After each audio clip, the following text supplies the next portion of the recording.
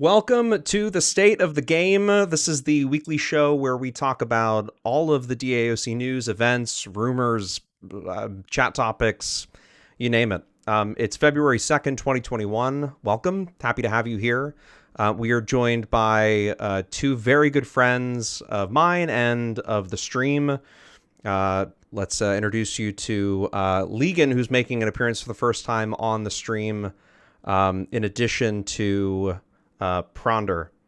Hi, guys. Good to have you here. Yeah, it's awesome. So we've got a few things to talk about. I think we'll go straight into the over to the chat topics real quick. And we'll just, or the topic suggestions that were sent in, we'll just quickly review these and then we'll move forward. The first one is the current state of RVR, which I think is kind of an interesting conversation to have. There's been, I don't know, there's been quite a bit that's happened recently with Zergs and 8-mans, small mans, even soloers, and I think it's worth talking about.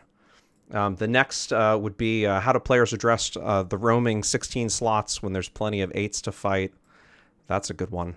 And I'm sure we could go on about that for a while.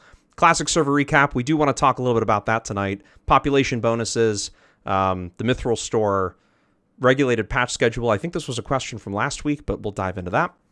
Also, feedback for the upcoming DAoC Discord bot. That's really exciting. I want to spend some time talking about that tonight. And then we're going to get into chat topics. So first and foremost, let's talk about the current state of RVR. I am curious to know what you guys think. Let me first pull up, because the one thing I did not do was start the music. And everybody would hate me if I didn't do the music right. So I think, there we go. We got some music finally. So let's start with you, Legan. There's been some significant changes over the last, I don't know, it feels like a couple of months, right? The demise of the Hib Zerg. You've led a Zerg, a BG that's grown. I mean, you went from Hib to mid, and you started this a reliable 5, 6, sometimes 7 night a week battle group, and you've gained numbers. Can you talk a little bit about what's happened over on mid from your perspective, like from the time that you got there until now, and what has made that BG so successful? Well, I mean, you keep in mind here, though, when I went to mid, I didn't go there to lead the BG. It wasn't the intention to go into mid. The whole reason of going over to mid was to do something different, because I was always Hib. Been on Hib since 2002. Yeah. So, when I led the BG for the first time on mid, it was a big tower fight at MT, and we held off both Alb and Hib Zergs that night at the tower. And then it was just, hey, can you lead another night? Can you do another night? And then so on and so forth. So overall, I mean, it has grown. I can't say that it's all because of me. It's not. I have a lot of people over there that have been tinkering and coming up with great ideas to like do different strategies, different ideas, just bouncing things around to try and make this the best that it can be.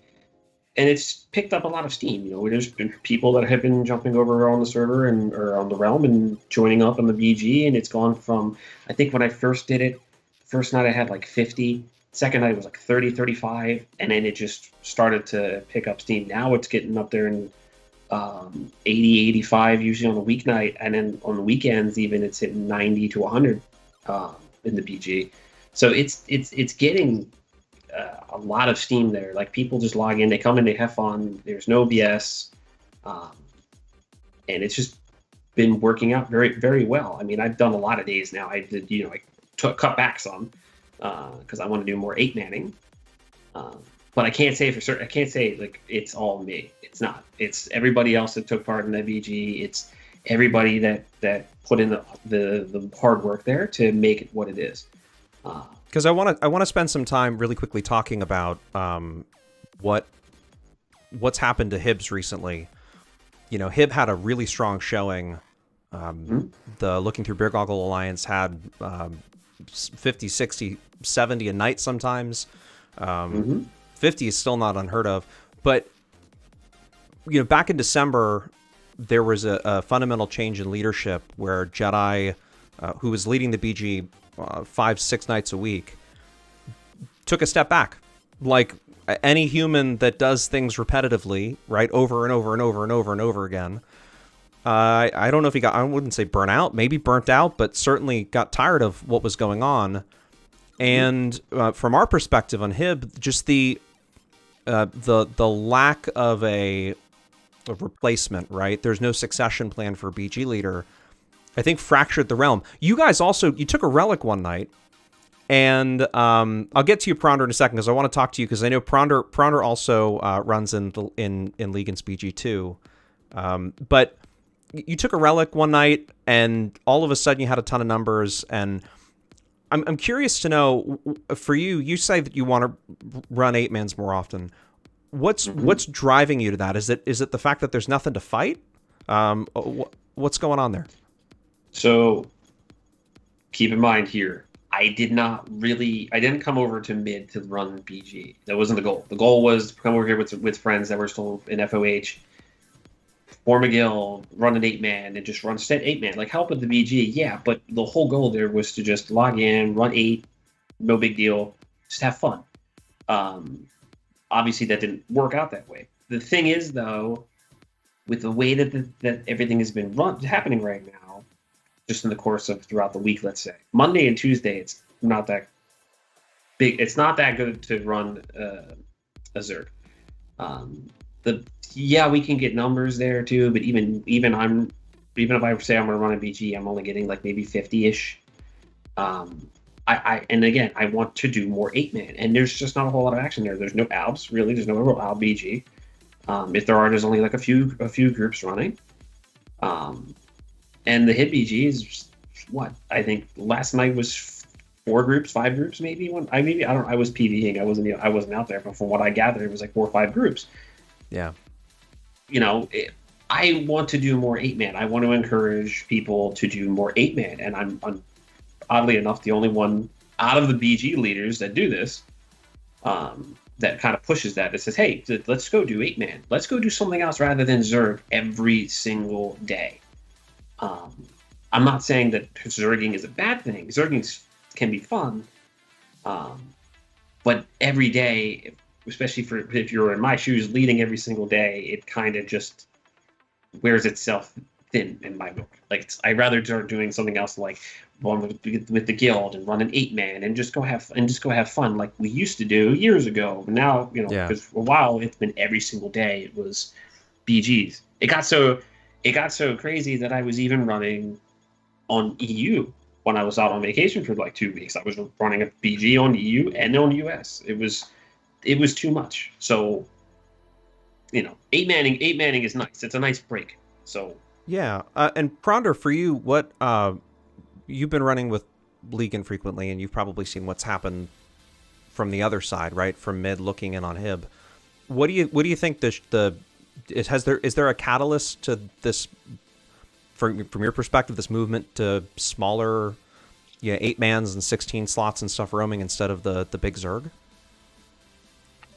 I think partially people, the reason that mid swelled and everybody started following Legion in the first place was because there was a void that he filled from the retirement of prior BG leaders, and people finally found someone that they wanted to rally around. I happened to come back to the game around the same time that this kind of stuff was transpiring. But most of it seems to be there was this huge push to, okay, we've got to counter Hero's US Prime presence because he's just wrecking stuff. And that took probably 2 months to finally consistently achieve. And then with the introduction of the obelisk, which changed the dynamic just a little bit, I don't think it changed it a lot. I think it was more of a mental blow than it was actual gameplay mechanics. but it seemed like that the will of the HIB BG to want to stand and fight against equal numbers kind of started to die down a little bit. And then it seemed like a few of the more skilled, if you will, 8-mans that were consistently running on HIB have since gone to other realms. And so you don't have as consistent of a HIB BG presence right now as you did with the same numbers. Sometimes Midgard benefits from that. Sometimes people roll over to Alb trying to pump things up there. But I think as a player, especially as more of a casual player that just gets to play when I can, it's been nice to see the ebb and flow between the realms and US Prime. I'd like to see more of an Alb presence, because it's definitely gone from HIB dominant to mid and HIB kind of pushing back and forth on each other. The times where we do have that tri-realm multi-long hour fights are awesome, and I'd love to see more of that. But I think getting down to 8-mans or 16 slots is part of it's the bonuses ended. So a lot of people may have just come back for the holidays, and now maybe they're done. Life's starting to pick back up. Not everybody has as much time off of work as maybe they did. Things like that. So I think part of it, you always see a little bit of a population decline once bonuses go away. That's just natural flow of the game. Yeah.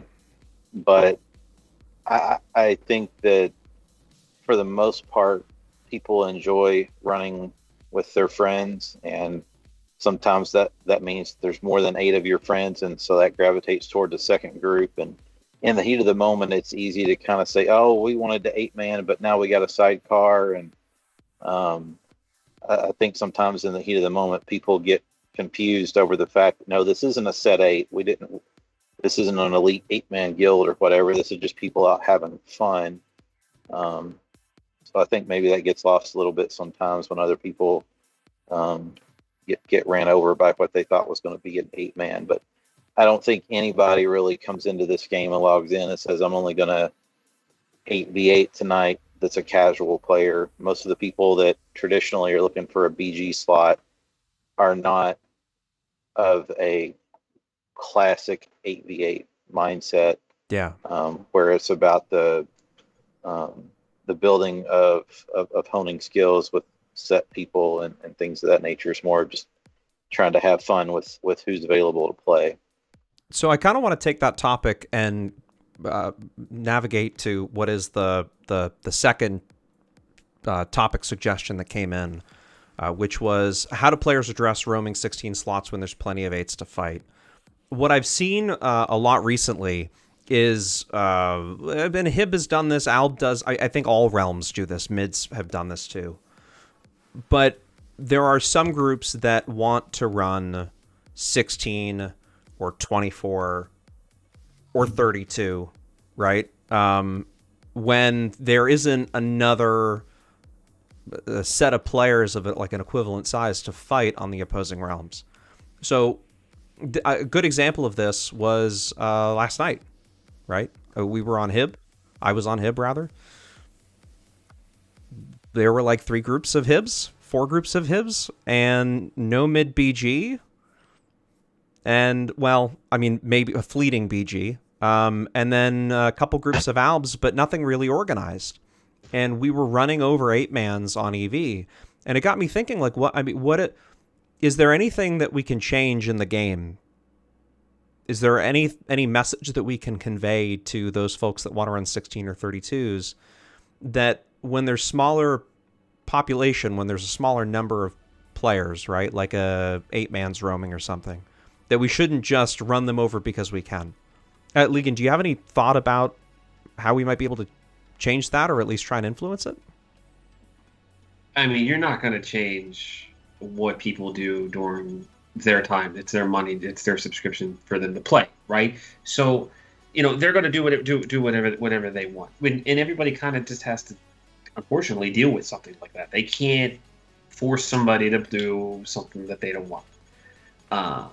What I can say, though, is like, okay, if you want to run something more than 8, like cap it at 16 at the very least. That is somewhat better. But if you're running 3-4 groups just running around zerging down 8-mans, the only thing you're actually gonna do in that situation is just piss off the 8-mans because they're ruining their fights. You're ruining their time, and then unfortunately, what happens is that the other 8-mans Voltron, and then you're back to zerging again for the most part. You know, you're not going to be able to force them to do something they don't want to do. It's just something that has always been a part of the game, right? You're always going to run into a 16 slot if you're running 8s or running small man. It doesn't matter so much. It all comes down to what you're gonna do. You got to change it up a bit. You can't go roam EV because that's if the Zerg is sitting there. You need to go run elsewhere. Go to the mazes. Go to like the solo spots. Or not, if you're running small, like something like that. Just go roam elsewhere to try to avoid it. But my whole thing is, anyways, that if you're running more than the groups at that point, you're zerging. Go do something else rather than go chase down the 8-mans. Go try to find a bigger fight. Even when I run my Zerg, when I have 80 people, and some will actually vouch for this. If I accidentally, like if I'm roaming on EVA and run into an 8-man, if they turn and run off and I run off and they're gone, I just tell everybody come back. I'm not here to fight to run down 8-mans. We're here to fight the other Zergs, and that's it. There's been times though where things like this happen, and it's inevitable. If you collide with an 8-man and you're running with a larger group, you're going to get run over, unfortunately, unless you can manage to get away from it. I try to at least encourage, like, hey, go do 8-mans. If there's an 8-man fight going on, just let it happen. I don't care. Like, we need to focus on the larger Zerg that's coming down from the banana or wherever.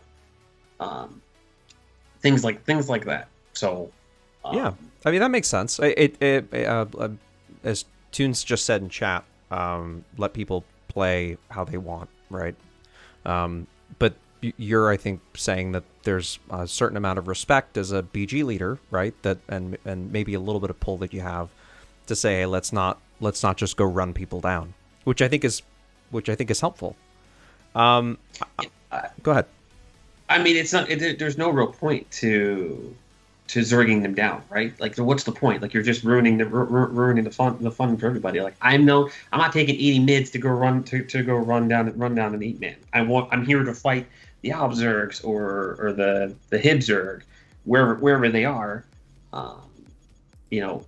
That's the only thing. Is it gonna happen? Yes. Are you just gonna have to deal with it because things like this? Yes. But again, I try to avoid it because, and again, I respect the 8-mans. I don't try to run them over. That's why I don't run down like the south part of EV, because that's usually where the set 8s are running. So it's shit like that we're that people just need to be mindful of. I'm curious, Kronder, because I want to start talking a little bit more about Geharis and what goes on over there. Can we just spend a brief minute talking about mutual player respect on Geharis and what that looks like in comparison to Yuan, right? Where you've got all these BGs sort of clashing into one another, and BGs sometimes running down 8-mans and small mans and chasing solos across zones. What does respect look like over on Geharis in comparison? It's a completely different mindset. I mean, it's the tongue-in-cheek Care Bear server or whatever people want to call it. It truly does apply, because we all just are a bunch of happy hydrant. Get your pipe weed and your token on, and just a bunch of happy people. But the biggest difference is over there, when I log in to play, nobody is spamming LFG on my. Somebody is doing something, and they're like, hey, come join me, I'm doing X. And it doesn't really matter what X is. People are just happy to go do something. We've gotten to the point recently where there's actually enough consistent population on I think the last 3 weeks running, Shep has actually ran straight up old school raids like you used to see back in the day. The last one was on, I think, Saturday night for almost 4 hours, and they went through POC ad nauseum, and then I think the week before that was HIB SI dungeons. One of the big differences over there is the way you earn rail points is when you collect things called dreaded seals, and Frontiers exists, so you're still in New Frontiers over there. There's just no towers; it's all keeps. But you go attack the keeps, and you earn seals, and turn them into an NPC to earn your realm rank. People will announce in the game, "Hey, I'm gonna go hit R or whatever," and if people want to come out, they're more than happy to, and people also deconflict. So, like, if somebody is after a specific drop or something like that, people will go help them. If they will also deconflict from all right, I'm on ARV, and then somebody else is like, okay, well, I'm going to go hit Fins and go try to take that one down. And you'll see that, and you'll see it with. Sometimes there's people that run multiple accounts and use Mojo or whatever and control multiple tunes and want to go do it. And you'll see other people that are just out there with just a hero or a warrior and a shaman or something tagging along with them. And out there just as two tunes doing it. You even see other people that are truly solo players just doing one thing at a time. Just one tune at a time, and the raids that Chef hosts are actually all single player events. So you're not bringing bots with you. It's literally like, I think the last one they had like 35 people show up for just a straight up PvE raid, and it's really just more about being helpful and friendly and everybody having fun. And I think the reason that I enjoy that is because I can log in over there at 3 a.m. and there's somebody online doing something, and I can go hang out and go get into something with them. Right. And that's something that's really missing on Wayne. You'll see, and it doesn't matter what realm it is, people spam an LFG, whether they're trying to go do XP or they're trying to level their class cloak, or they're looking for a pug or whatever. If there, it seems to be, especially on Alv recently, a pretty common occurrence to be looking for a group on Uane for an extended period of time, and you don't see that over there at all. People don't care what guild you're in. They don't care where you're from, what your team is, or what your experience level is. People are just willing to help. I have seen that on Uane within Hammered on Midgard. It's been an awesome experience as a player joining that particular guild.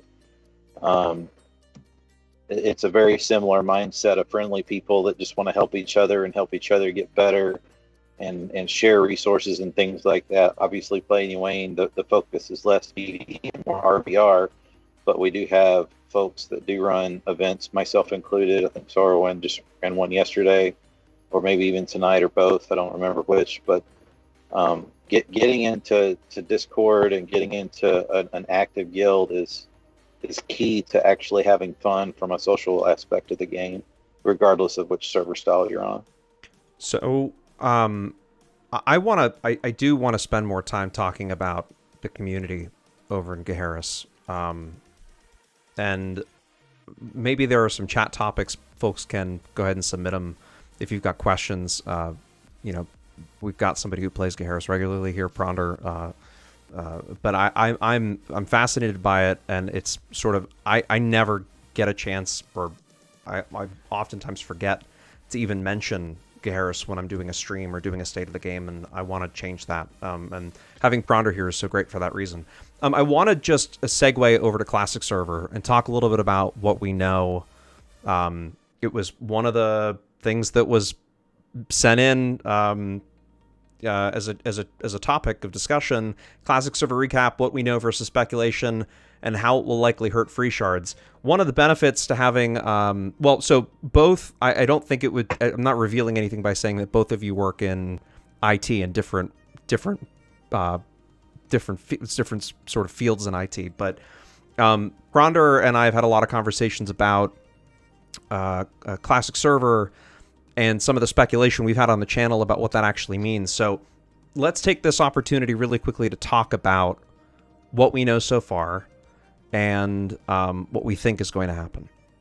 So about a year ago, I guess it was December of 2019, so a little more than a year ago, was the last time that there was any sort of detailed, not the last time that there was a response from Broadsword about this, but the last time that they sort of laid out their plans in a grab bag. I don't have the link handy. I should have pulled it up.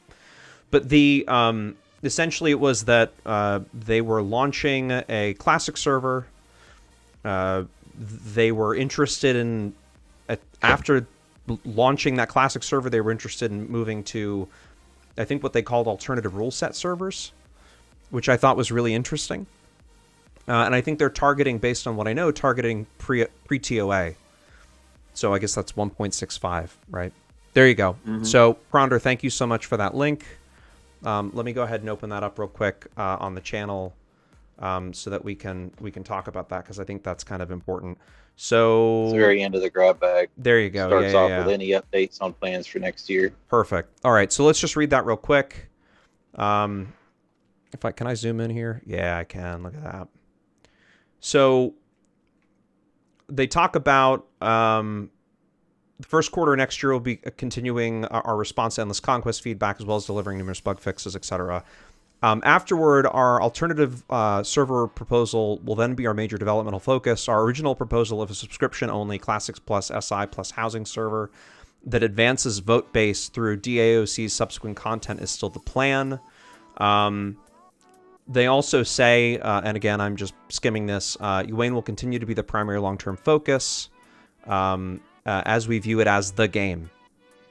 Right? So that's a question people had, is what's going to happen to Uwain? And Broadsword pretty much clearly, I think, lays out here that Uwain's going to still be the focus. So new and returning players will have a chance to start fresh on the new servers, learn or relearn the game, gain realm rank, and eventually transfer over to Uwain with their established characters, which will continue to grow Uwain's population over time. So what does that say, right? That says that it's a fresh start on Classic, but there's going to be the ability to one-way transfer over to Uwain. Now, we've talked on prior State of the Games, we've talked about what this Classic server, like what it actually means, and that there's more going on behind the scenes, we think. One of the things that we're speculating is that there's some sort of major shift behind the scenes in the way in which the server code and the structure of the servers is built out. So, Gronder, can you just really quickly run through what we know about the existing server and how old it is and the language that it's written in? Yeah, so the existing server is written in C++. It was actually code that was running Mythic's Mud, and I can't remember right now the name of it. It was like Darkness Rising, I think. Was that what it was? Or it was like a... It's like a spin on DF. I'd have to go look it up. Yeah. But yeah, it was running their old school Mud, like in the late 90s, and they took that back in and used that and wrapped a graphical client around it instead of using what people used to dial into, like bulletin board systems and American Online and things like that, with put a 3D client on it, and that became Dark Age of Camelot. So we're literally still living with design decisions that probably started in the early 19 to mid 1990s with this thing. So regardless of what language it's written in and whether or not there are more modern languages that are easier, it's literally 25 plus years of code that have been maintained by multiple people. Obviously there's been turnover. There are still a few people at Broadsword for example, like Rob Denton is the guy that opened the shop that have been around throughout the entirety of the life cycle of that back end of that engine becoming Dark Age of Camelot. But there's been a turnover in folks, and there are folks that are there that have been supporting this game for quite some time. But you stop and think about anything that's 25 years old, that's got any kind of mechanics involved in it, and it requires a lot of tender loving care. It doesn't matter if it's a video game or a car. Some people would even argue humans start going downhill about 25. Pretty much anything. It probably depends on the beer intake. Yeah, right, exactly. But when you get something that's that old, and it just becomes even more difficult and more challenging to maintain. You don't find a lot of new developers fresh out of college, a lot of interns and things like that know those older styles and older methods. So that becomes a challenge as well. So that's what we're dealing with now. The speculation has been what we've talked about over the last few months, and Legan, I want to get your take on this in a sec.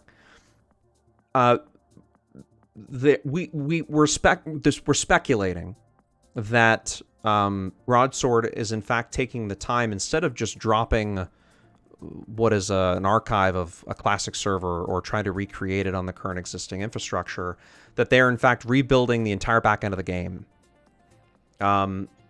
Why do we think that? There's a number of things that lead us to believe that that is happening. The delay of the Camelot Herald, right? Some of the, I don't know, the kind of interesting bugs that have happened in the game that have been broken, like the social command. Total speculation here. There have been little things that have happened over the course of time that has led me to believe that there's other things that are influencing those fixes. And also that, there's a free shard community out there, and DOL, which was started back in the early, I'm not going to spend a ton of time talking about free shards. I really would prefer not to here. But DOL, which is essentially the basis of all of the free shards that exist, is written in C# and it's open source. So there's a precedent set for Broadsword to go, and they also just did this, and we talked about this in last week's State of the Game. They just did this with UO as well, which is the other game that Broadsword took from Mythic, and is managing it and running it. They just did this kind of big server rewrite project not so long ago. So there's also, I think, a lot of features that the community has asked for that are really difficult, if not impossible, to do on the existing server. And so why we haven't seen some of these events like you see over on other free shards, I think in part is because of the technical limitations involved. So people are, getting anxious about this classic server. They're asking about it. Why isn't it there yet? Well, in the middle of COVID, right? That I'm sure has put a dent in things. But also, I think that there's more here than just meets the eye. Like, I think that there's an entire rewrite of the game happening. Legan, I don't know if you've given much thought about the classic server, but from your perspective, what would you like to see, and what are you excited about, and do you think you'd even go over and play it? I mean, I'm sure I would go over and play it. The thing is, though, is that we're hearing about this free server. We've been talking about this now for at least for a little while. The thing that I would say on this is, be patient. It's still early. We have no idea yet what's even coming, because what is going to be said today can change in a month. So we also don't really know, like, a solid time frame of when this is going to come about. This is currently just thoughts there. This is just a lot of speculation too, of like what we want, what we think is gonna come from this. There's a lot of work that has to get put into this, and Broadsword's going to be taking their time to make sure that everything is perfect with it, I'm sure. With that said, though, we probably won't see it for a little bit, I would say. So my personal opinion here is just be patient and let's wait until we get further down that pipe and see where we're actually at with it and what is coming. If it's going to be classic, if it's going to be pre-TOA, fantastic. I'm absolutely thrilled to death for it. I want to see, the classic. The classic was more fun anyway pre-TOA than current, in my opinion. There's some abilities right now that are currently being used on New Wayne that I could say that I could 100% live without. Mainly the speed warps. Because if I see another speed warp, I'm going to lose my mind for the amount that I see during BGs. Because it's like 20 BG or 20 speed warps on ink. It's just everywhere. So if I can also get a server where I don't have to see a Crystal Titan, I'll be even happier. Let's be realistic here. If I see another freaking Crystal Titan there too, I might lose my mind. Yeah, Legan and I have talked about this at length, and we maybe should touch on that a little bit later. I guess what I'm hearing is that there are some things that you're really excited about that would exist in a server that is purely classic and has no TOA. Okay. Yep. I want to talk a little bit about how this might affect free shards. Again, total speculation here, but with the rewrite of so it's important to note that shards cannot distribute the client, period. They're not allowed to alter or distribute the client because that would put them in an enormous amount of legal hot water. I mean, they already to an extent are, but it would be an instant, like it would be game over, because the client is proprietary like everything else, but it has to do with intellectual property and infringement and stuff that they just can't do it. One of the things that I think we might see later on in the year, and I don't know, I'm speculating that the classic server, it's going to be sometime in Q2 or Q3, probably Q2. But that it's going to negatively impact people who are playing shards. Pronder, can you talk a little bit about some of the things that Broadsword could potentially do to shut down these shards that are, I mean, it's not the game, right? I mean, it's a pirated version of Dark Age of Camelot, right? But what technically, just maybe from like a 5,000-foot view, what we could see with a back-end update and maybe a client update of the game. I'm just curious. So there's a couple of pieces that specifically speak to that. One is, and I guess we'll find out if and when Broadsword does launch how much truth is in it, but proactively on Reddit and other forums, you will hear shard players say that if Broadsword will just give me a classic server, I'll happily come over there. I hope that happens because I would love the increase in population. I hope it's not just people spitballing. That being said, what could be done by whoever, whether it's Electronic Arts or if it's Broadsword by a license, what could be done is the Digital Millennium Copyright Act could be used, but it does require the rights holder to file the actual complaint. So, like, you can't just go out and say, hey, Jim Bob is doing something he's not supposed to and file it. You actually have to be the person who legally holds those rights to go file a DMCA complaint. Hold on, Bronder, I just want to interrupt because what I'm curious about, I know that there's proactive measures they could take from like a DMCA point of view, but could we see an update to the client, like a software update that would actually like prevent new players from even like joining a shard to begin with? Kind of. So you've got the DMCA route that I think most people are probably familiar with. at least the concept of it, similar to music. But you could see a change in the way that the client is written to make it more difficult to reverse engineer. That's basically what the shards have done, is reverse engineer the client. And that's why you have to install some stuff on top of it and use their custom launcher to disable the security mechanisms that have already been implemented into the client. All of those could be defeated given time, and that's true of just about any protection. But they could change the way that the client works. But that being said, I mean, I think free shards, the last time I read about it, were all the way up to 1.124 from a client interoperability standpoint. So anything that's out there that's already cracked, you can't really put that genie back in the bottle, and that doesn't matter if it's Dark Age of Camelot or anything else.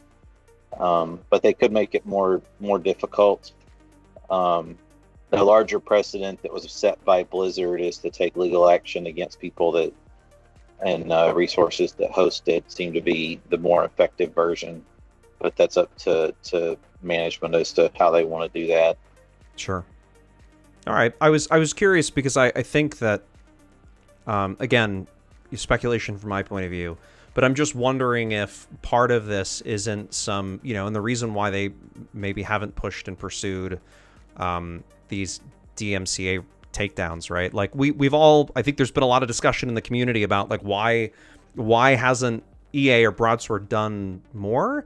And maybe the simple answer is the most likely one, which is that there's a they don't want to waste the time dealing with this now, because they could when the new server launches, and presumably there's going to be a client update, they could somehow re-engineer the client to prevent people from just dropping in a new game DLL and updating a couple of files inside the client and letting people connect to these shards. I don't know if that's feasible or not, but that I wonder if that's one of the, again, when I look back and I think about all of the, I'm not going to say delays, but the progression that's happened with this development of the classic server and these new maybe alternative rule set servers and what that looks like. I just wonder if there's a reason why we haven't seen certain things happen. I don't know. That could just be me. Well, I think to some extent it also goes into play from a business perspective, because it does, even though EA's got an army of lawyers they could stick on anything, there has to be a reason to. And it could be very well that Broadsword feels that based on their current paying subscription base, they don't even care. They may just look at the free shard and say, if those people are going to do that, we're not even going to waste our time with it because it's not worth our resources. That doesn't make what the free shards are doing right. Theft is still theft.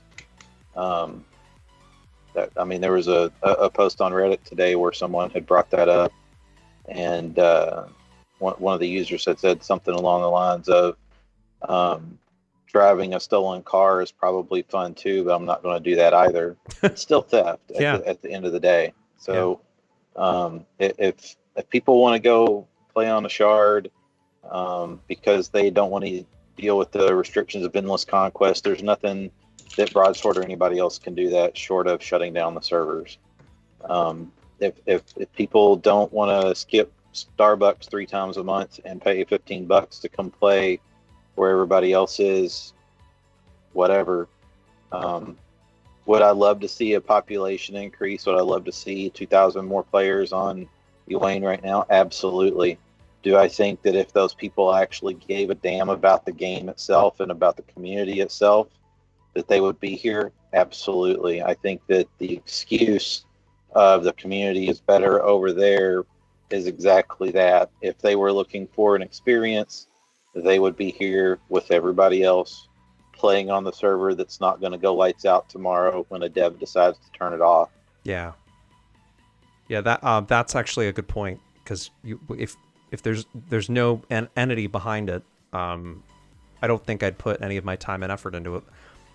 I mean, it's not the reason why I'm on Uane. I'm on Uane because my friends are here, because it's the official game, because I'm not interested in in playing a version of a game that's not legal, but I digress. Okay, Legan, do you have anything to add, or because I want to get to the next topic here? I'm curious if you have any thoughts, or if we should just jump to population bonuses. No, let's jump to the population bonus. Cool. Okay, so the next topic, and I'm gonna. By the way, we're gonna go back into chat, and I've taken some notes on some of the things that people have asked, and we'll go back and we'll talk about that.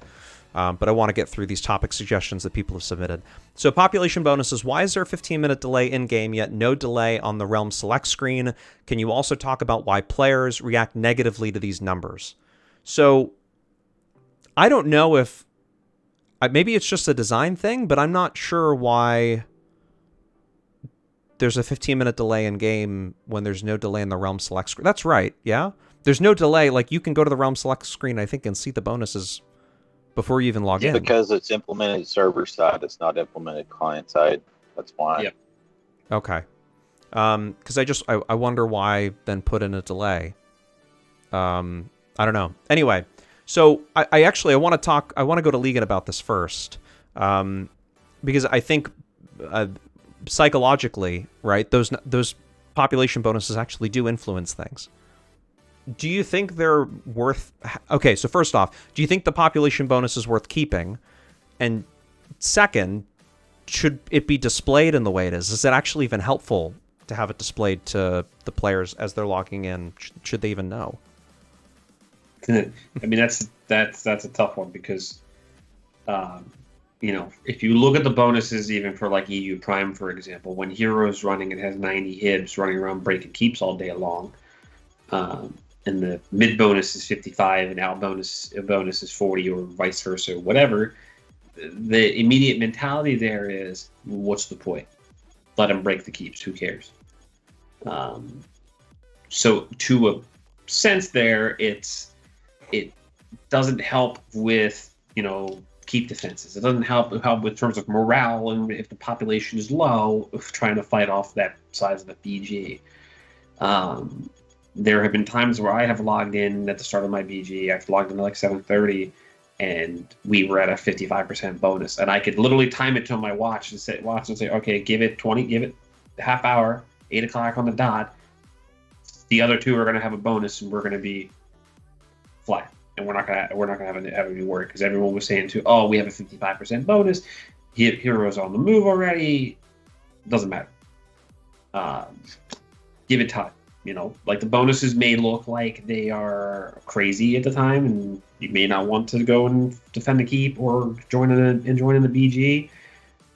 If you wait like 20, 30 minutes and then look at it again and see, okay, well now it's 25% bonus. Well, that's a nice morale boost. And say, people are logging in, maybe we might have a chance. I could say I could go either way. If they're there or not, it doesn't really affect me. Only because I'm still going to run my BG regardless. I'm still going to do what I was going to do, regardless of what the bonuses look like. It's just a matter of, I look at the bonuses and say, okay, well now I'm at a 25% bonus and it's 8:30. Now I have to change my strategy up and play a little bit more on defense than offense. Right. That's really what those things come down to. But again, I could go either way with those. Sure. Pronder, do you have any? Because I've got some. My 10 cents, but do you have opinions on population bonus and whether it should stay or go? I don't mind the population bonus itself. I just wish that it was passive and you didn't see it on login, so that you don't have that mental slap in the face when you log in. I think that the idea of the bonus is fine. I also don't care if it comes out. I personally would rather see no realm switch timer. I'd rather just go log into whatever if you're on a paid account. 15 minutes is just long enough to be annoying. It's not that long, but when you've got 8 people chomping at the bit waiting to go do something, it can be a little bit long. And I think in a world where peak population is going to be less than 1,200 players across all 3 realms, I don't think it really matters where somebody wants to go play. And for some of the higher end players, if you will, They may already be getting around that just by having multiple accounts. So I don't know. I don't even know that it matters anymore. I think there are some people that have a really strong sense of realm pride and realm ownership and wish that people would stick to the realm that they were playing, but that ship sailed when we had the cluster servers, and that was over a decade ago.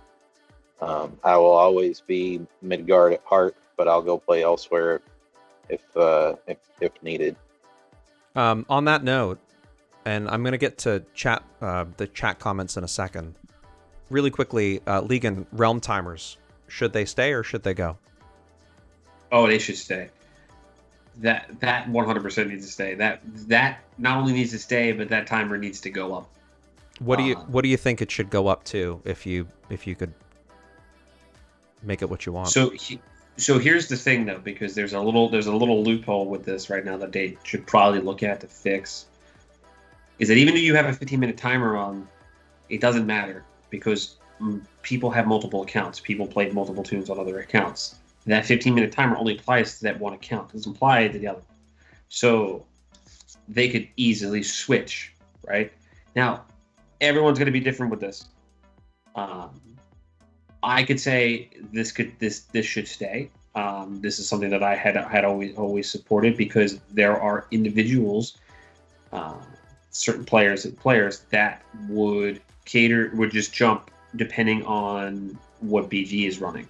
Like they'll run during hero BG, then they'll switch and jump on to Al with mid, whatever, for US Prime BG, for example. Some people don't do that. Some people actually will go and run and do, will go to whatever has the bigger bonus, and that's fine too. But you know what is happening there though is that when there's this fluctuation in population between the realms, it's causing issues elsewhere. So people might think, okay, well, I have 60 in this BG. Now people are logging and are switching over to a HIB or whatever. Now there's less. Kind of sucks for them, honestly. Sure. So I think that the bonus should be, or not the bonus, but the realm timer should stay. And I would say it should go up to, I think that when we originally did the votes on this, it was like 50, it was like 30 minutes. It was an hour. 6 hour, whatever. Like I would be fine with at least it being an hour. You're talking about like, was there a poll on the Herald or something where they asked the question? There was that vote when there was that vote when the timer was put in place. I forget when, but I forget when it was. But there was a grab bag in June of 2019 about it. It was originally supposed to be a 30-minute timer, and it got knocked down to 15. Yeah. I'm of the opinion that if they're going to have a timer, it needs to be long enough to be effective. 15 minutes isn't long enough, so you might as well not even have one. If you're going to have one, it needs to probably be long enough to kill the rest of the BG for the night if you're going to have it. So if I'm voting for a timer and there's going to be one, I'm looking at 90 plus minutes. I want you, if there is going to be a timer forced, I want you to be dedicated to whatever it is that you went out and earned RPs on. Sure.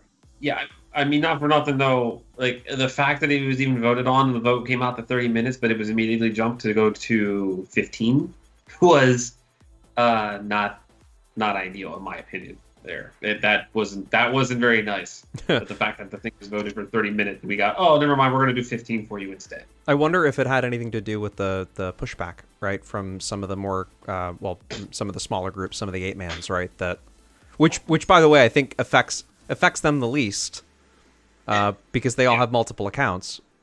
But I just really quickly I just wanted to go back. So Jop said earlier, and I will get to. I'm not ignoring the chat the comments, I promise.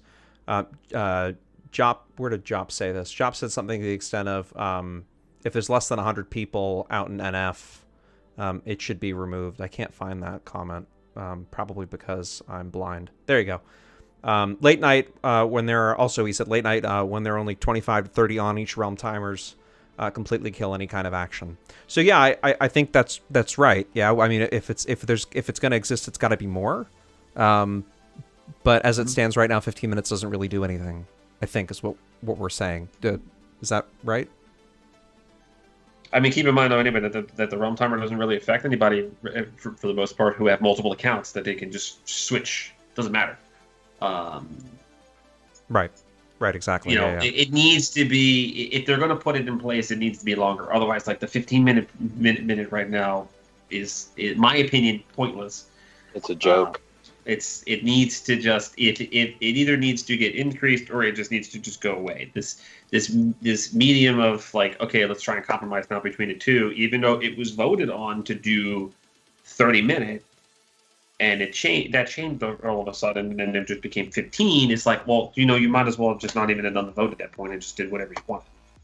Yeah, I wonder if they had, again, I'm assuming that they had intentions of following it, and then they just got whatever the vote was. They got some negative feedback after and decided to change it. But I'm sure they got a lot of negative feedback on it, because I think there was feedback on it years ago when it was when it was in play, to remove it, and that's why it was gone for that period for that period of time anyway.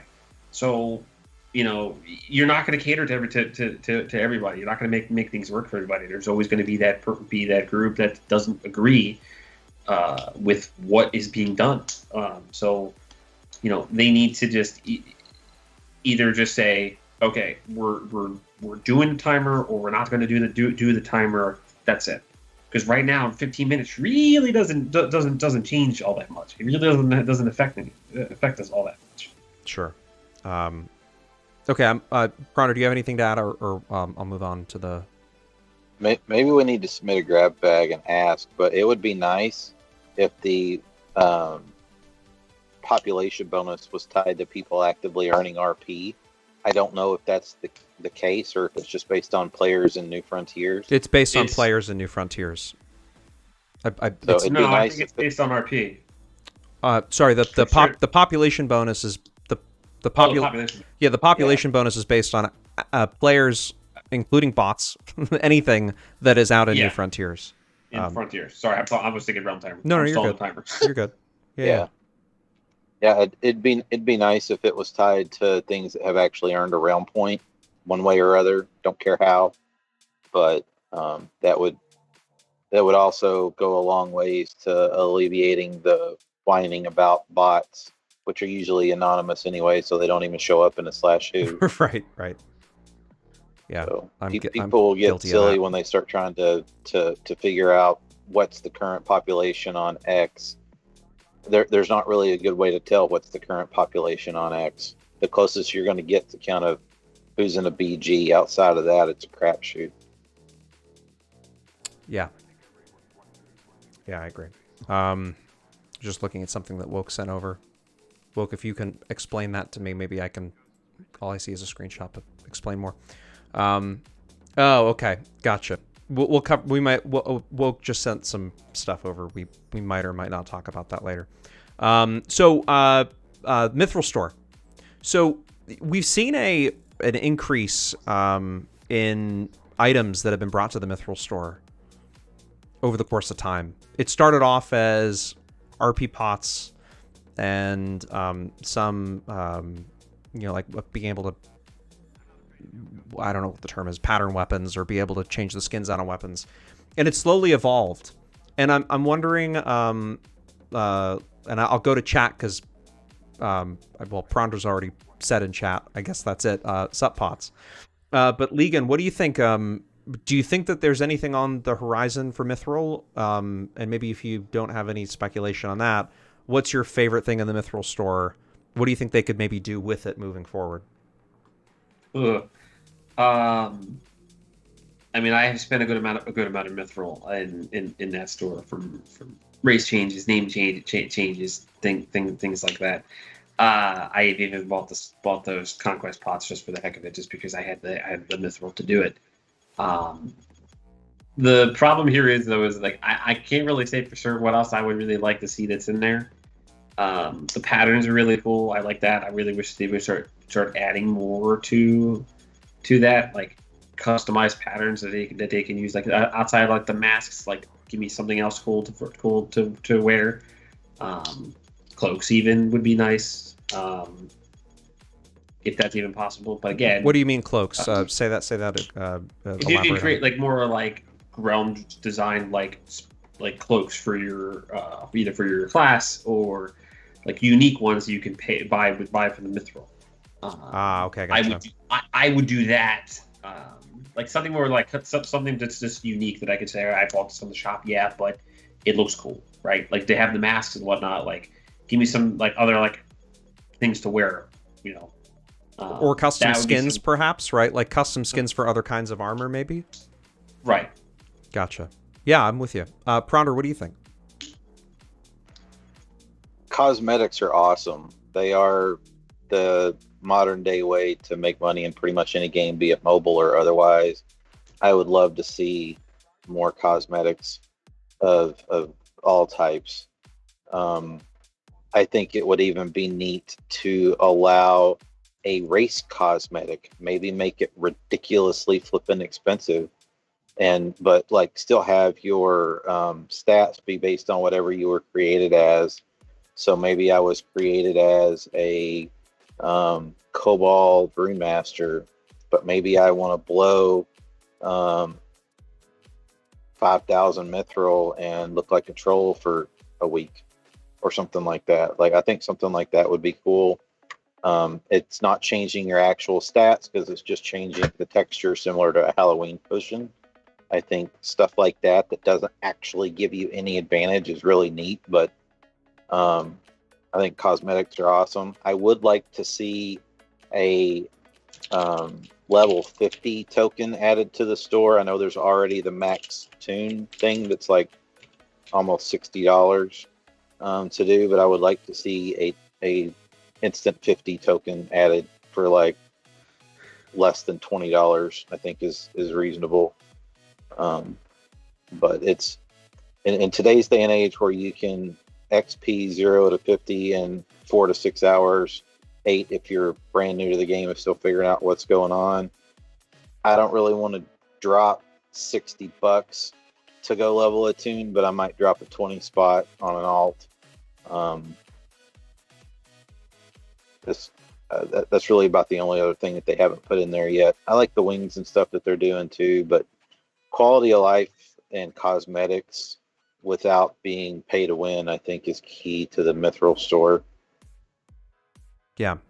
That's the pay to win thing is I think what they've been avoiding for so long, and I understand why. I was hoping one of the things that I'd love to see is the like those not the draughts, but what are they called? The why is it escaping me? The one with like 100 charges on it. Cauldron. I would love to see like water, like cauldron water pots with like 100 uses, you know, or like 200 or 300 uses. That's the kind of thing I want to see. It's not pay to win. It's just like pay to convenience, right? I'd love to see cauldrons of all the different pots. And I just like, you know, let me go out and buy it, especially in a realm like Alb where supremacy pots are like ridiculously expensive because nobody's going out and farming them. Also, I guess mid is similar. Hib is like the cheapest of all three realms, I think, when it comes to stuff and housing. But those are the kinds of things I'd love to see implemented. It's not pay to win, it's just convenience. I'd also like to see a way on the mithril store to level crafting. It would be awesome to be able to buy mithril to level crafter skills. Huh. I don't know what Broadsword may or may not think about that, but I think it would be really neat, even for an Endless Conquest account, to pay mithril to get an LGM something or other. And I think if you did that, that might solve some of your lack of pots that are out in housing. It is nice to just be able to go hit the mithril store and get whatever you need and roll. But at the same time, if you're going to have anything in housing, you can't completely replace that economy with things that are offered by a mithril. So it's kind of 6 of one, half a dozen of another. Yeah, and there are already people in chat that are like, no, don't do it because it's, you got to earn it. And I get that. And, I also don't know what Broadsword's opinion is on stuff like that. But setting that aside, for a matter of convenience stuff, I love the idea of like custom skins for other kinds of armor. Give me like a custom skin for every different armor type, maybe a couple variations of them. Give me some custom skins for weapons and for cloaks. Besides like just helms and stuff, and count me in. I don't know if I didn't. I guess I didn't mention it here on the stream this week, but they did introduce last week in 1.127C. They did introduce 2 new mithril items, which is the Snow Fox, which looks freaking awesome, and the Wings of Ether, I believe they're called, which are now available. And they've been doing. Broadsword's been putting in, and thanks to Greg the artist, who is a genius and has been like doing some amazing stuff. That Santa hat, I have to tell you, like that Santa hat blew my mind. People are still wearing it. Mine. Yeah, right. They're still wearing it. In fact, I think Toons is who's in chat dyed hers black. A lot of folks have been dyeing them black because like not Christmas time, but they're so cool. And the level of detail is nuts. So I want to see more of that stuff, but I've always... Can you go to chat? Yeah, absolutely. There's some interesting feedback on this one. I like Bumble's comment about whether pay Mithril to make your crafter account wide. I think that's an interesting take on it as well. Oh. I think that's pretty cool. Yeah. So Bumbles is Bumbles has got some interesting feedback in terms of crafting. I love that idea. Account wide. That would make a lot of sense too, right? Ikomito says, how about instead of an LGM token, but one that allows an EC account to actually use crafting? Sleepy Tune says, trophies in MTX, please. I like that idea a lot. Although I think that it may be because it's harder now to complete, and you guys might have feedback on this, but because it's harder to complete encounters now, just because people don't PvE a whole lot, that it's actually like it can be difficult to get those trophies in the first place. And so I would like to see them add the trophies on mobs that they have retired that you literally can't go kill anymore. That might be an interesting add to the Mithril store. It's some people would probably say that no, I earned that back in 2003. I don't want anybody else to have it. But it would be interesting, I think, to see the mobs or the skins that just straight up don't exist anymore. Another one that people bring up a lot is the former models that used to be in place for like Berserker mode or for Necros and stuff like that, where it's just the art. I think stuff like that would be interesting to add to the Mithril store as well from a cosmetic perspective. So maybe you want to be old Bindo form, maybe you want to be one of the old Necro skins, something along those lines. I think that would be cool. Oh, that's an interesting idea. So you would buy the Mithril item that gave you that form, and then everybody else could see it. Is that what you mean? Yep. That's a great idea. That's a super great idea. It's all cosmetic. It doesn't give you an advantage. It's right. Just the way you appear. Yeah. There's literally, I think, a million ways, right, that Broadsword could take this, and it's been extremely successful. This past holiday, was the first time I think I saw... I mean, I've seen people with Mithril items for, the past year and a half, but it's the first time I saw people, like, all over the place, either running Merloaf or a Santa hat or Wings or the Coconut Guy. Like, it's crazy. It's crazy. Yeah. I want to say the week of Christmas, almost most of the mid-BG running with Legan had one of the accoutrements on. It was hilarious. Say that again. He was wearing what? Most of the BG the week of Christmas had on either the hat or the snowman or something like that. It was a pretty good showing of people that actually were decked out in their apparel. The pet snowman. Yeah. And then you had, I think it was Amber and Isaac running around looking like Santa Claus and his elf. They were dressed up. Yep.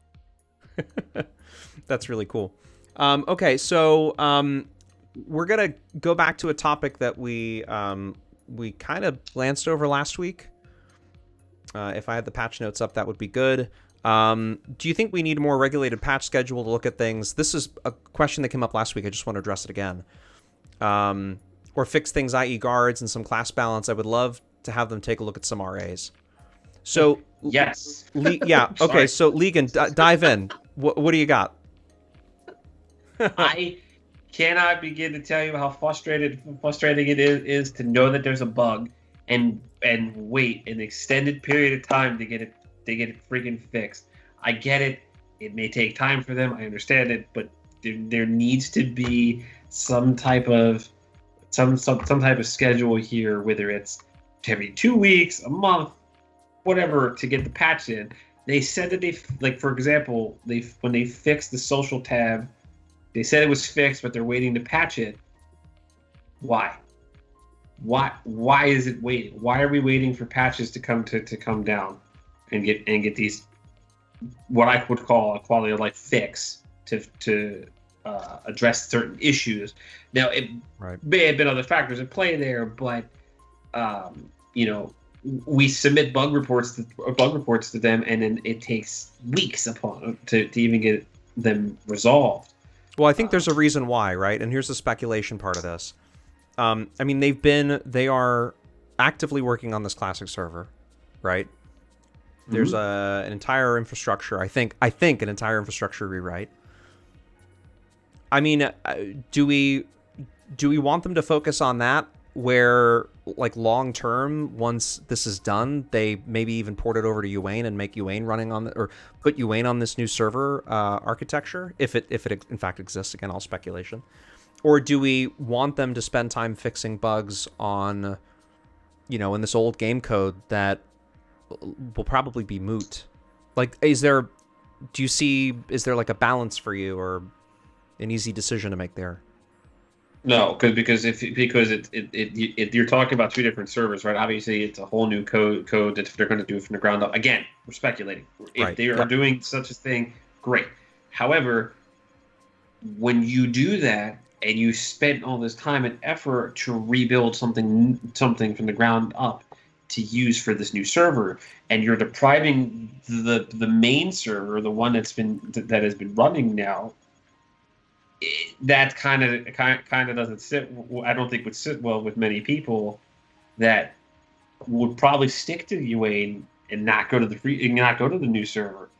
They're just what if Uane is running on this new backend though? Like, what if when they launch it, they launch Uane as well, and maybe that's the reason why it's taking so long. If it came down to it and they went to switch everything to the new server, great, awesome, that's fine. Say that. Yeah. This is what I'm saying though is like you got frustration from people that are asking for these things, and we're not getting them fixed right away. So there's frustration there, and then frustration can typically lead to them saying, "Okay, well, I'm going to go do something else. I'm still waiting for this fix. I'm going to go do something else." That's where I would say is a big risk there. Now, if they came out and said, "Hey, we're committed right now to doing this, and we're rebuilding and rebuilding the code, and we're going to use this for the new server, and eventually transfer everything over to Uane, blah blah blah." Okay, I'm going to shut up then, because I can say, "Okay, well, obviously something new's coming down for us, and we don't have to worry about it nearly as much." Like, yes, we're going to have to just have to suck it up at that point, but we're still it's still early on, and I don't really want to go back into this new server, but we're still early on in this. We don't know what's actually coming. We're basically speculating of possibilities, but everything could change from now, a month from now, 6 months from now. We don't know. So with that said, that means that we need to have some type of communication from Broadsword to say, we understand the frustration here. We're doing what we can, at the very least, to say, here, this is what we're doing. Don't panic. So we will get it fixed. So this is more of just a communication thing than it is a decision making, right? Like it's right. And I want to take a second because I'm not going to necessarily jump to what I would consider dev bashing, but we have to be very careful here because Yes. people are getting frustrated about this lack of communication, and I understand the frustration, but there's a bunch of things that Broadsword is contending with right now, right? They're contending with a bunch of free shards, particularly one that is competing at the moment, at least in terms of player base, right? And why would Broadsword want to announce stuff when it's not immediately, it's not around the corner, just for that free shard to iterate off of it, right? Like that. So that's the first thing. The second thing is, like, I agree, like, I would love to see more communication, but from a business perspective and thinking about them wanting to protect their intellectual property, I completely understand why they've been silent. And I imagine that they understand why it's causing so much frustration. Mm-hmm. I don't know. I mean, that's just my my thoughts on it. Pronder, what say you, sir? So, when Broadsword was first formed, and Talas Saeed, I think was how you say his last name, was the producer before John Thornhill took over. Talal was awesome at communication. He doesn't have the same reputation that Sonia Weathers did, but he had posts weekly about what was going on.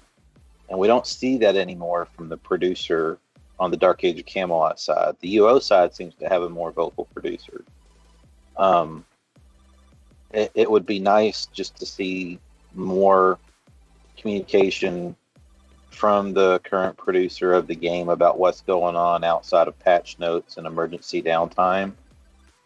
We see Carol's grab bags, and those are awesome, and she always does a good job of keeping up with us in Discord and stuff like that. But kind of going back to, I think Babama Lama said something about it in chat earlier, you've got to have the horse to get the wagon there. Another analogy is you can't say you're going to go to work in your new car when you don't have it bought yet and you're still driving the clunker. You got to keep the clunker running until you can actually go buy that new car. And in this case, I'm referring to Uane versus insert new server name. You have to take care of the existing paid customer base somehow, some way, until you're ready to launch the new shiny hotness. And I think that releasing hotfix level events, I mean, this game's proven to be extremely hotfixable over the last 19 years, would be fine. I think that there are plenty of things in the bug tracker that if they would just knock off 1 or 2 a month, people would be happy with that. But when you literally go multiple months in a row with nothing but AWS downtime, and that's the only reason for a server reboot, and there's nothing other than some cool Santa hats and a snowman and a Christmas event, but no actual fixes to things that are broken, especially hard broken like social. That was an accident as a part of 1.127 trying to fix the /anon bug, and it took way too long to fix. I'm so happy that it's fixed now. The folks on Gaharis are extremely happy because it's a very useful tool over there. But I mean, even on Uane, it's nice to be able to go see who's in the guild, apply ranks appropriately, things of that nature, see whose alts are what. So it's awesome that thing finally happened, but it would just be nice to see some more transparency. I think that the grab bags and the monthly newsletter and the Trello board are all great things as part of Broadsword's efforts at transparency of meeting their mission statement, but it would be awesome to hear more from the producer. And to be perfectly honest, I would love to hear from Rob Denton. I don't care if it's a video, if it's a blog post, something. But he's been around taking care of this game since before it was Dark Age of Camelot. I would love to hear Rob's thoughts for 5 minutes on where things are, what's going on, why he's still at Broadsword today, just G wizardry type stuff. But I think that higher level of communication within Broadsword, once you get beyond the customer service interaction, would be awesome. Yeah, and I agree. I would like to see. So my take on this, I think I share the desire to hear more from the team at Broadsword. But things like the social bug not getting fixed, I have to imagine that there was another reason. You know, I have to imagine it wasn't just because they didn't want to get it fixed or because they didn't, you know, we heard the server downtime, the whole thing about not wanting to bring the server down.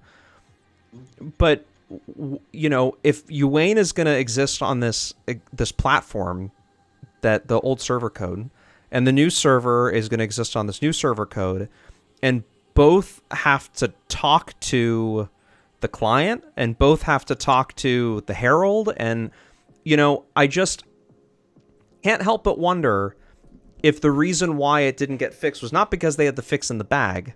And again, pure speculation, I don't know. And I'm not accusing anybody of lying or anything like that. I'm just saying, like, it's a for-profit entity, and they have a I think, a legitimate reason to suggest that things are one way, and, you know, and maybe there's another reason, and they wouldn't want to disclose why, because it could you know, potentially influence a competitor, or you know, it could, I don't know. I'm just saying, I can't help but think that there's another reason why that took so long. And I'm sure there's reasons why it took so long, and I'm sure they were good reasons. It just would have been good to have heard the public face of something, because it was broke for like almost 4 months, and and it's not just that, right? It's not just social. It would be, let's take any software developer, anybody that works in IT for that matter.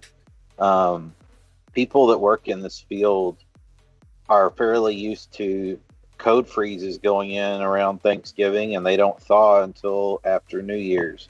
So you almost have 2 entire months where nobody does anything because they don't want to potentially impact the business. And in the business in this case is running this game. So that's usually a time of increased vacations and things of that nature. It could have been as simple as, hey, look, just like anybody else, it's the holidays. We're going to target a early Q1 fix for this once everybody gets back in the office. Just something would have been awesome, compared to we think we got it fixed, we just need downtime. And then 90% of your player base probably doesn't understand the difference between what happens when there's an AWS hiccup and they have to go restart everything in a clean, orderly fashion to bring it back online, versus an actual patch deploy. right. That they are completely separate events that cannot coexist cleanly, and that is why they did not fix it, even if they did have the patch ready to go in November during the multiple restarts that had to occur, because you do not deliver new code to a system base that's in an unclean state. But having someone that actually works at Broadsword say something like that would be awesome, because I'm just speculating as someone that does this for a living in a different industry. It would be great to hear that from the proverbial horse's mouth. Sure, I agree with you there. I share the sentiment that would love to hear more of a Broadsword. Chesser in chat was suggesting that Broadsword come on. I don't think Broadsword will come on the state of the game, but I mean, I would love that. But I would like to have a deeper conversation in another format, potentially with them, to talk about some of this stuff, especially as they get closer to launching this new server. So I agree with you, but I will say that I think there's a lot of frustration. I'm hearing that. I understand. I share some of it, but I am like an eternal optimist, and I just based on what I've seen, I think we just, well, as Legan said earlier and as Prounder said before, we have to be patient because there's a whole host of things that could change. Okay, I really want to, we're going to get to chat topics in a second. I want to talk a little bit about the Discord bot that's coming, and I want to solicit feedback from you as a community. I'm in the middle of coding building and developing a brand new Discord bot for the community that includes a ton of real-time features. There's a lot of stuff I can do with this, and I'm wondering what you guys want as a community. Now, I will preface it by saying I'm not going to build anything that Broadsword doesn't want me to build. I'm not going to build features that Broadsword would not sign off on. But one of the things that I'm already doing is posting to Discord Keep and Tower status live. I can do that. I'd like to build some Exidio, like some of the Exidio Herald features into a Discord bot where you can query certain things like next ding, how many RPs you've got to your next ding, how many solo kills you had in a day, et cetera, et cetera. And I'm looking for the community's help to give me some idea as to what you guys want in this new bot. Because I'm very close to launching the base level bot in the next week. And in terms of custom features, I would love to hear from you guys what you want. So head on over to discord.ramicmedia.com. You can also click on the Discord link here in chat and drop your suggestions in. We're going to do everything from the current spec information that exists in the official Discord bot that you can type in advice and get spec information, all the way to current keep status and relics and tower status, who's got things claimed, when it was last taken, stuff like that. So, and Gear Bunny Classic says, have you added a command that just gives a link to the characters page on the Herald? We will do that too. That is absolutely something that I'm planning on doing. Was thinking of doing the Exidio Herald, just because there's a little bit more detail until the new Herald launches, but yes. So we don't have to talk about it now, but I'm encouraging all of you, if you're listening or watching, to go to my Discord and just drop in features that you'd like to see. Just about anything is possible. Whether it's okay to do from Broadsword's perspective is a different story. And so just be aware of that. There's some things I will not do. So anyway, okay. I have a comment. Yeah, go for it. So the current bot is Uane based. It would be cool to see one that was also plugged into Geharis. So what kind of features would you like to see that are Geharis like specific? It would be similar to what's on Uane from like a keep take perspective, because that still happens. It's just an NPC dying, just like when the Lord in the Lord Room dies, when that NPC keels over and somebody takes it. It's kind of similar. Your character stats are still the same. It would just be the difference in the fact that you're pulling from Geharis instead of Uane. Pretty much everything that I think I've seen you advertise could be done there. KM resets may be a little bit of a different story because it's pretty much always neutral.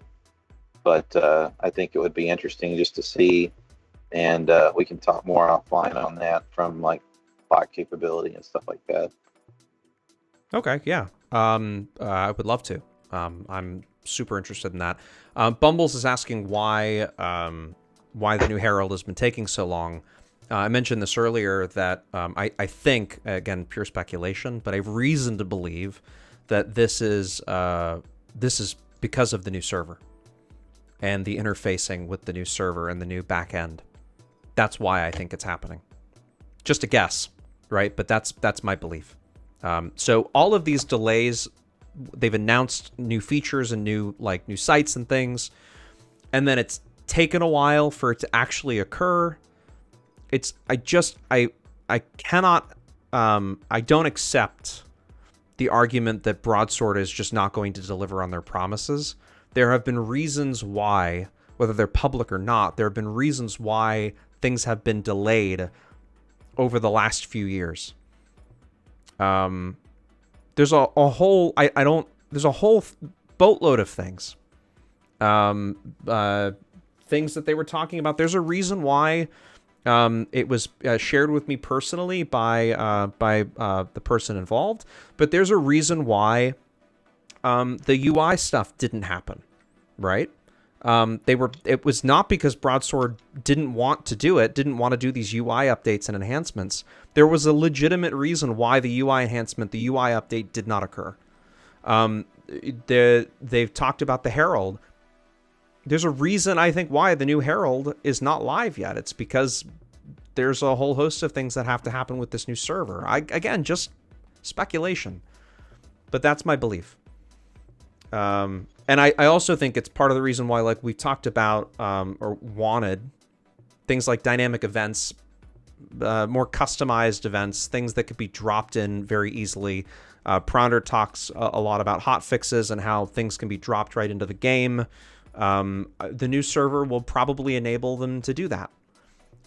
So anyway, that I think is the reason why. Okay. If there's any chat topics, you guys, League and Prounder, do you guys have anything that you want to discuss or talk about? I don't. Okay. Prounder, you've got, do you want to talk a little bit about some of the turning up of the graph? Maybe not DirectX 12 yet, because that's still TBD, right? We're still waiting on stuff, but do you want to talk a little bit about the graphics enhancements? And did you post a guide on your website for that, or are you planning on doing it? I haven't yet.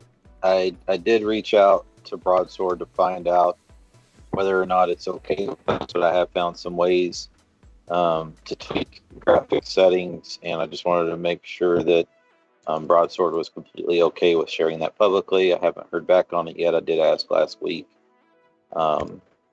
But I'm planning to post those instructions on my website if I get the blessing. Outside of that, though, what I've been looking at is a lot of people, I think it's come up recently in chat, people have been talking about it'd be nice to have somewhere to share templates and somewhere with updated specs and guides and stuff like that. And we touched on it previously where we've talked about the wiki that's hosted, that's linked off at darkageofcamelot.com. Anytime you have something like this that's player driven, be it custom UIs, be it templates or whatever, it's only as good as the people that are bothering to update it. And whether it's DAoC utils or it's a wiki or it's whatever, it's completely reliant on people actually updating it and posting it. Some people seem to prefer the official forums. A handful of people seem to be updating the wiki. I don't think we're going to see anything on the actual Herald itself until they relaunch the website, whenever that's going to happen. But anybody can go register for an account to start posting stuff on the wiki, and that will stay there. That's probably the best place to put stuff, is either on the official forums or on the wiki that's linked off of their main website. I want to say it's the fandom wiki. Yeah, it's camelotherald.fandom.com. I've made some edits there. I know there's other people. I think Fateboy posts there. But that particular wiki is probably the best place for people to go in and post things. It's linked right off of darkageofcamelot.com. Anytime you put something that's not here, people are going to have a harder time finding it. I personally hate trying to find stuff in the forums because it's a pain. I've started taking stuff out of the forums, like some of the Kirk guides and stuff like that, putting it on the wiki just because it's easier to read. But that's really, we can make as much or as little as we want to out of this as a community. I know there have been people that said that if there was something they'd love to update it. That's it. That's the wiki. I have reached out to Bevan about it specifically to ask, is this where they would prefer things to be? for the next few years from like a wiki perspective? And the answer was yes. So updating that's probably going to be our best bet in the next year or so, if not longer, as a community. Gotcha. Yeah, a single point of reference for resources is good. We've been planning on doing a resource podcast. I just need to line up the right people, but it's something I want to do. We'll definitely we'll cover everything from templating to getting a guild to getting back in the game. I've got a lot of ideas, and we've been building a list of resources. In fact, I'll drop that link. Anybody can add to it, but I'll drop that link in chat in a little bit, unless maybe one of the mods has it. It's that Google Doc, and you guys can add to it, and we'll mention it during the resource podcast. Okay, I think that's probably it for tonight. I don't think there's much else to talk about. I will plan. Sleepy Tunes suggested that he would be available for next week's State of the Game to get a solo player perspective, something I very much want to do. So I'm going to try and get Sleepy in here to represent the community. I asked a couple of people in the solo community and a couple of people in the 8v8 community to come join us tonight, and all of them declined or were unavailable. So if you're watching this and you want to represent a particular player group and you're knowledgeable about the game and you have a webcam and Skype or Discord or something, reach out to me, and we'd love to book you on a future State of the Game. Gret Live, really quickly, Gret Live asks, Ramak Oken, I'll bring up a classic with chat questions. What's your 3 ideal options? Something similar to what Ector, Gareth, Lamorak was, with some TOA bonuses, just as an example. I don't know. I don't know what that's going to look like, but I would imagine that there's going to be some QOL improvements. We've talked about that in the past. What those QOL improvements will look like, I don't know. But I would imagine that there's going to be some... It's not going to be straight classic from back in the day. They are absolutely going to change some things. I just don't know what that's going to look like. Pronder is quoting the Herald by saying, when stating classic, does this mean Old Frontiers? I just want to clarify if this is an Old Frontiers type server or just classic cares rule sets to be determined. This is what Broadsword says. Once we've released Endless Conquest, we'll be engaging the community on those nitty-gritty rule set choices to see which one you'd like to see the most. Whichever version the first alternative server ends up being, there's a good chance to be another one with other options further down the road. And I think that was Prounder. That was an official response from Broadsword, right? I believe. Yep, the grab bag it's linked from is right above it. Okay, perfect. Yeah, we'll include those links in the show notes. Okay, well, it's been an hour, 40 minutes. I appreciate everybody hanging out with me tonight. You can get this starting tomorrow at 5 a.m. Well, actually, first off, let me just go through and thank our guests tonight. Legan, you can find him at Legan, probably being sheared in New Frontiers. But Legan, tell me what you're up to. What's new? Not a whole lot. Actually, just trying to add more to this list up here. Actually, this section over here. Oh yeah, we forgot to mention. We forgot to mention that Legan came in tonight trolling me just right off the bat with that nifty little image there. Although, is that just 256 damage that killed me, or is there another number that is after that you just cropped by? Or was it? I just cropped it. So okay, all right. I'm just wondering if it was just if all it takes is 256 damage to take me down. Well, that was just my hit. I mean, keep in mind, I am the MA, so I'm sure there was like 20 tanks that were on you at the time. So. Yeah, I believe it. Do you have anything to plug, or maybe you just talk about your BG and how people can join you over on Mid? Everybody can find me on Mid. I'm running BG on Wednesday to Sunday, starting at 8:00 Eastern. Awesome, and you can find him at LEEGYN Legan. Thanks so much for joining us tonight. I really appreciate it. That was awesome having you here. Pronder, tell me what you're up to. So I am in the process of working on new maps and working on updating some more custom UI stuff, and working on visuals for in-game, and I'm working on a guild emblem viewer similar to what used to be available before, but with all of the new emblems that were released, I guess 2 or 3 years ago now. There doesn't really seem to be anywhere to preview those. So that's what I'm working on right now. Anything I do from a UI perspective, I plan on rolling up to Cynical Jedi's Bob's UI repository as well, since that seems to be the most popular place. So I'll submit feedback there. I also took Tubbin's UI that was posted in the forums. It was a 1080p pirate DPI UI that needed to be fixed for 1.127, and it's on my website as well. I don't run that. I personally run Bob's UI with the Cynical Jedi updates, with Ghost UI plugins is most of what I do. But we desperately need some updated maps. So I'm working on that. I've got some 4K renderings of New Frontier maps that don't have any data overlaid on them yet. I'm still trying to figure out what's the best way to overlay data, and whether or not I want to do this as an app or as a web integrated thing, or a little bit of both. I'm a little gun shy of doing something that's completely web integrated, because just like DAoC tells, when it goes down, everybody's broke and then everybody's mad. An app that's on your own computer will always work, regardless of whether or not somebody's still paying their web host someday. So, right. I don't know. Yeah, I'm that's with you there. the stuff I've got in the hopper.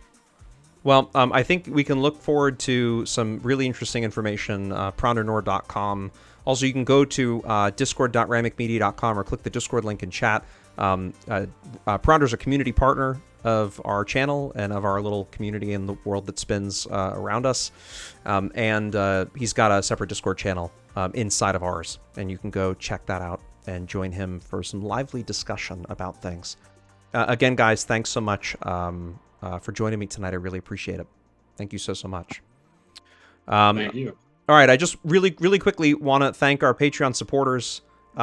If you are liking the content and you want to see more of it, would highly encourage you to go to patreon.com/ramicmedia. We have it's growing by the day, Patreon supporters, and you get exclusive access to content, to custom data stuff that I'm working on, previews of the Discord bot, a shout out like you're about to get now in chat. Would highly encourage you to go to patreon.com/ramicoak, and the link is in the chat here. I'll drop it in here right now. A special thank you to Siambra and to Pronder, that guy right back here, for being Beard Crew members. That is, again, the largest amount of support, the biggest commitment you can make to the channel. Thank you guys so much. To Borgio, to Beeb, and to Nargothrond, and to Shadow Dancer, our newest patron, for being a part of the It's Not Over tier. Thank you guys so much. And to Bellamar McPherson for saving the game. To Arcanix, Extraterrestrial, Godsteam, and Gravity, Neomatrix, Ollie. Shout, let it all out. I can't believe you made that your name, but I'm loving it. To Keed, Sticky Note, Veneer Violin, and Bloodcore rounding it out as the winners. Thank you guys so much for the Patreon support. It's also what helps fund the giveaways. It allows me to dedicate so much time to all of this stuff. It's a bit of a time sink, and I couldn't do it without you guys, so thank you so much. We're back on Thursday, if I can get my day of the week right. We're back Thursday with an RVR stream and some giveaways. Stream starts at 7:45 p.m. Eastern. Giveaways will start at 8:30. Until next time, be safe, wear a mask, and we'll see you in 48 hours. Have a good one.